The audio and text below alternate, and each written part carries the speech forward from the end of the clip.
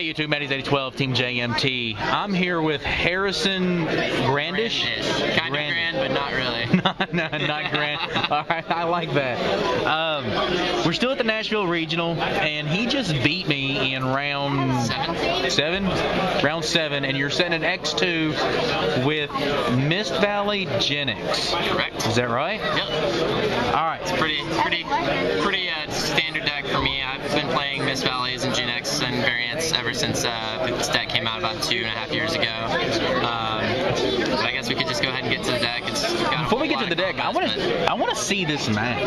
Go for it. I like this mat. One of my best friends back in Tulsa actually did the mat design itself. We did inked playmats.com. They did the printing, but he did. Is this the field spell? Yep. Divine Winds in the background. You got your Birdman, your Falcon, your Genex Blast Fan. All key elements for the deck. That's cool. What was the website again? Inked Playmats. InkedPlaymats.com. Correct. All right. Let's get into this deck profile. Of course, your staple 3 Genex LA Birdman. Gotta have that. Main engine as far as bouncing gets up to 1900. It gets over a lot of other things. It's an effect summon, so you don't have to worry about Thunder Kings or Steel Storm Roach, things like that. It can go heads up, but usually you're going to end up pulling out your Mist Valley Falcon. When you go into your Mist Valley field spell, which, of course, I guess we can go straight into the combos, because it's fine. Most of you guys already know when a face-up wind-type monster you control is returned to your hand, you special wind-type level 4 or lower from the deck. So most of the time you're going to have a just generic one of your wind-type monsters, Birdman in hand, you bounce it, you get your Falcon, you get over the Thunder King, if that is the case that they have on the board in that scenario. So key engine, key element for the deck.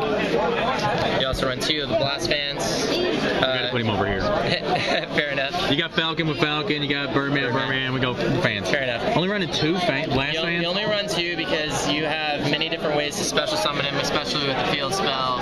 You can run into scenarios where, you can draw into it, it's kind of dead weight, but you can special it from your hand with your Fairy Dragon if you go that. You had it a lot for only running 2. Right. In our match at least. Fair enough. Yeah, he gets special a ton.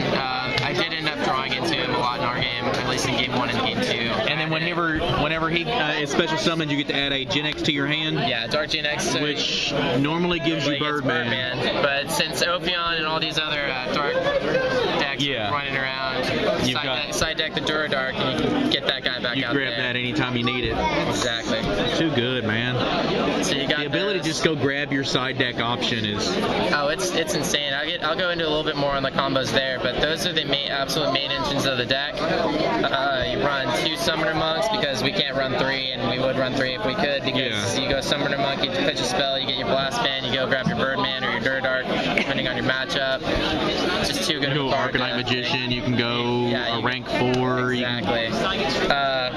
An oddball card that most people don't see in the Mist Valley decks, because normally there are not enough targets for them. You run 3 Mist Condors. And the reason we run Mist Condors, we have 3 Falcons, we also have 1 Soldier, and we have 3 Watchers. Yes, it's a vanilla. 3 Yeah, you caught me off guard when I saw that. Guess what? It's a rabbit target. Yeah, which means you're running rabbit. It's a Mist Valley monster, so it's a target for Mist Condor to return, so you get his summon, and you also get to trigger the field spell. Okay. He's Spellcaster, so meaning he can be a target with Birdman to make your Arcanite. Which gives you Arcanite Magician again. I didn't even see that. You run 2 Arcanites in this deck because you run 2 Blast Fans, 3 Watchers, and 3 Birdman, so you got a lot of outs there.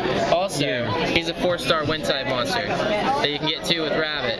You get Chidori. You make Lightning Chidori. Oh, that's stupid. You didn't even make that. I didn't even realize that. I didn't have the opportunity against you. But yeah, you run 2 of those, 2 of each of them. It helps you get monster removal and things like that. That's cool. That's mainly the main monster lineup. And since Lord of Tachyon Galaxy came out, I decided to try something else out. Risebolt the Star Adjuster. And he actually makes it a lot easier for if you really need to get a rank 8-star Synchro on the board with Birdman. Yeah. You bounce one of your 4 stars, you get Birdman out on the board, and you're like, oh hey, I can only make 7s right now. Risebelt makes it so you can pump them up to a 5, and then sync with Birdman, make your 8, get your Scrap Dragon or your Stardust, and then or you can up your Birdman and some scenario or what have you on the board, make sure you can get to like an overlay, like make an overlay or something like that, so you can adjust for it. I don't run any rank 3s. Granted, I probably should run a Levier, but you're gonna see how tight the extra deck space is when I get to that. But Risebell, he makes for easier 8-star synchros. Okay. Of course, in the spells, you have the 3 Divine Winds, and since it's imperative for this entire deck, you run 3 Terraformings. Yeah. And also, Terraforming can become a bait for Summoner Monk as well. And of course, the staples, you got the Heavy Storm, Monster Reborn, and Dark Hole. Yeah. I don't run Book of Moon, call me crazy, but I personally feel like it's kind of a minus in some scenarios, but you can get some major pluses out of it. But in this deck, it hasn't. It almost seems more often than not you're just using it to negate attacks. Right, or you can, exactly. And sometimes you can do it in a scenario around Ophion, but I don't know. I feel like there's a lot more prevalent cards inside of the deck that are more important than a Book of Moon. Yeah. 3 Mystical Space Typhoons because you want to get rid of their back rows. Also, it's a chainable. If there's a lot of field wars against Madolches, against Prophecies, Dragonities. When they activate their field spell, you're going to want to get it off the board before it even resolves, so you can still have yours up there. So you want to have the 3 Mystical Space Typhoons. Okay. 2 Call of the Haunted. That is an absolutely ridiculous card with Mist Valley Falcon. You've already bounced the monster. This is just floating on the board, and then you can you just get it back and reuse it. And of course, that card is absolutely broken with Mist Valley Thunderlord. Oh yeah. You have Mist Valley Thunderlord out on the board, and just a floating Call of the Haunted. Call of the Haunted on him. Either way, he's pretty much like a Spirit Reaper to an extent. That you can keep getting back to Call of the Haunted. If they're ever going to remove him from the board, he dies, and you can just call him back again. Yeah. Or you can just generate extra pluses with the Call of the Haunted. Absolutely broken. I mean, if you like Shockmaster them, you can also have 3 Compulses. That'll help you. It'll help you. It's chainable. Great this format. Get rid of those Draco Sacks, the Big Eyes, all the other annoying things that people make. And also, you can set off your own field spell if you didn't have a bounce engine with Condor or Birdman, or the Summoner Monk with the spell card. So a lot of options in this deck. Yeah. And something that you're going to think is really awkward is I don't run the Solemn Brigade.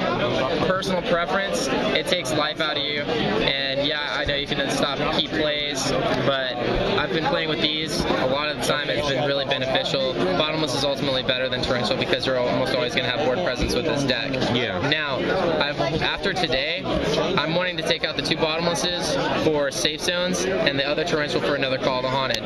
Again, to say, like, do more of those ridiculous combos. Maybe even 3 safe zones. I'm going to play test it, figure out what works out the best. But it's more of a interactive deck with itself, and it doesn't really care what the opponent has because it's going to say, hey, I'm going to get rid of whatever you had out on the board whenever I can have my opportunity. Threatening Roars were really good back in the day when like Samurais were prevalent with 3 Gateways and all that other ridiculous stuff. But that's the main deck. You have 8 traps, 12 spells, and 20 monsters. It's high monster count, but it's all intensive, so that sets it up really well. So we'll get back onto the extra deck. Yeah, let's get an extra deck real quick, and then I want to hear your rundown of how you've done today. Fair enough. All right, so Big Eye, you've got all sorts of level 7 synchros that you make. You got 2 Arcanites, you got the 2 Thunderlords, you got Ancient Fairy Dragon, you got Black Rose, all the generic staples for these for this archetype. 2 Lightning Chidoris, absolutely an MVP. He gets around Ophion. They don't even care to chain Pandemics or Lance or whatever because it's just going to get the Ophion off the board. Yeah. Against Fire Fist, it sets them back. You put their bear on the board, back on top of their deck or what have you. Sit behind some back row. Like I said, the safe zones would make it absolutely broke because safe zone on a Chidori is stupid. Yeah. Roach, because Roach is good, in my opinion. Dragonities, yeah, I know they have some other outs, but that was a local meta choice. I had to play against Heretics earlier today. I would have liked to have had Roach. Exactly. It's one of those things I won that game, but still. It's one of those things that I prefer to have in there. Cowboy, finisher. It's good to get over Ophion. Yeah. Your 8 stars, you got your Scrap Dragon and Stardust Dragon. I'm going to make a silly little combo over here. say I've got something else on the board with the Scrapdragon and the Thunderlord. So I'm going to say Scrapdragon. I'm going to target my Mist Valley Falcon to destroy one of your cards. So I'm going to target this, target that. Thunderlord, I'm going to use his effect to return this to my hand. I've already met the requirement for Scrapdragon, so I'm just going to blow up your card and return my card back to my hand. And make him 500 And make him 500 Makes him 3,100, and you get the Scrapdragon attack for free. Exactly. Seems good. And since we're running vanillas, I wanted to put the Emerald in there to get the to make Rabbit live. Yeah, make it a little bit more live as some scenarios. I feel like you have to, because at this moment when you sit down at the table, your second rabbit is dead. Exactly. As soon as one rabbit goes off, it's dead. I was thinking about main decking Quillpin.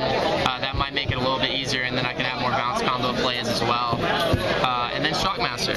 And I didn't actually get into one of the Shockmaster plays, but you go rabbit, you get your two Watchers, you have a Condor in hand, and you also have the Divine Wind active, and or you searched it, what have you.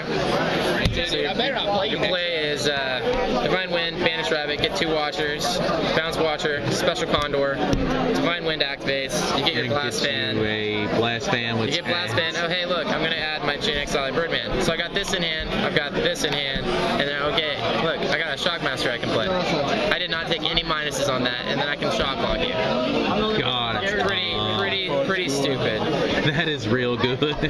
So then, as far as like I said, there's actually a little bit more side deck tech that I really enjoyed playing, both at YCS Austin here. Well, one of these isn't that I didn't have in YCS Austin, but Droll and Lockbird, it's a wind type. You can special summon that with the Divine Wind, and you can also bounce it back to your hand. Round 1 of this tournament, I actually used Call of the Haunted on Droll and Lockbird and had Thunderlord. So I kept getting Droll and Lockbird back, walking out Judgment Day. So they did not have an opportunity to go off with Judgment Day. So Prophecies, not generally a problem unless they get to go off and I don't get my Lockbirds and That's so dumb. So that's unfair. Lockbird, it's a tutorable thing, so you don't need to run 3. Yeah. Duradark, I'm honestly thinking about running 2, even though I can search it. It's just a great card. Honestly, I used to, one of our players back in Tulsa, Oklahoma, plays Black Wings a lot, and I love just having Duradark, and it's just really funny to drop him out, have nothing else on the board, egg their Black Wing, and then they can't really ick attack me because they have no monster on the board, and I can set my back rows, no problem. Yeah. Staple 2 Thunder Kings, 2 Maxis. I feel like 3 is too much. I often side into Dimensional Fissures, taking out the Call of the Haunted and the Monster Reborn, because there's a lot of decks, Mermails, other things like that use the the graveyard. Yeah, they have all the graveyard effects. The 1 Lava Golem. Lava Golem? Yeah, there's a lot of things. I mean, it's really good against Constellars. It's really good against any of those decks that just, Abyss Megalo, or Abyss Gaios rather, things like that, Samurais, when they drop out their, whatever their guy that says you can only activate Shogun. Yeah, when they drop Shogun. I had the one other Torrential on the sides for those Swarm decks, like windups and things like that. Barrier Statue. No monster can be special except for wind monsters. Except for wind, so it doesn't inhibit my plays except for my Birdman. My Condor can go off all at once, but I usually go into like a Stardust first and then drop the Barrier Statue on the board, and then I can protect it with. And it's wind, so you can bring it out whenever you need it using the field spell. I can sit behind it. And then since I feel like I do a lot of sinks and exceeds, so Constellars was a weak matchup as far as my meta choice. Yeah. And so I had Shadow Imprisoning Mirror. I didn't draw it in our matchup, but I did have it cited for the Constellar matchup. For the Constellar matchup.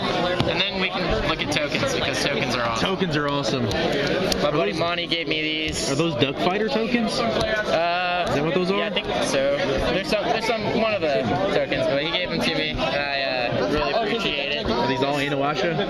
You got Inuyasha right here, all Sango, and then these are from the Dot Hack card game, which that game was absolutely broken. That's cool. The random Gorse token, because it's a Gorse token. So give me a quick rundown of your... Rundown of the matchups? Yeah. I know I'm not looking at the camera much, but I like sorting things out here. So today I had round 1 Prophecies. Like I said, I did the Droll and Lockbird play with the Fall Haunted and Thunderlord. Beat Prophecy. Round 2 was Evil Sworn. He just drew the nuts. I had no plays to go into. Round 3 it went up against